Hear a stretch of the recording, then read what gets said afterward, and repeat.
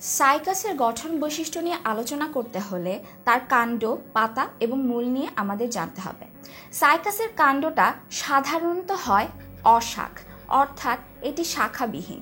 তবে এক্ষেত্রে আমরা শাখা দেখতে পাই যদি কোনো কারণে সাইকাসের মাথা অর্থাৎ ভ্রূণ অবস্থায় বা ভ্রূণমুকুল অবস্থায় যদি মাথাটা ভেঙে যায়, তাহলে সেখান থেকে আমরা শাখা অবস্থায় সাইকাস গাছটি দেখতে পাই। এছাড়া এদের কাণ্ডটা হচ্ছে বেলনাকার এবং এদের কাণ্ডটা অমসৃণ। অমসৃণ থাকার কারণ হচ্ছে এদের যে পত্রমূল সেটা তাদের পুরো কাণ্ডকে আচ্ছাদিত করে রাখে।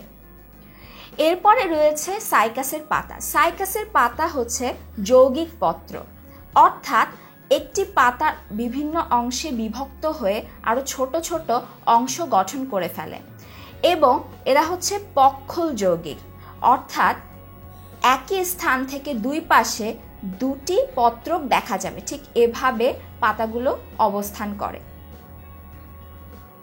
এছাড়া এদের পাতাতে ট্রান্সফিউশন টিস্যু অবস্থিত। ট্রান্সফিউশন টিস্যু নিয়ে আমরা পরবর্তী ভিডিওগুলোতে আলোচনা করব। এরপর রয়েছে সাইকাসের মূল।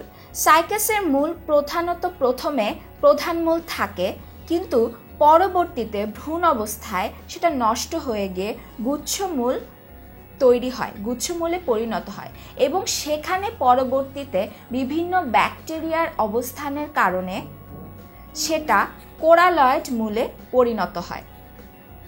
অর্থাৎ আমরা দেখতে পাচ্ছি সাইকাসের গঠন বৈশিষ্ট্যের মধ্যে তার কাণ্ডটি হবে অশাখ, তবে শাখাযুক্ত হতেও পারে।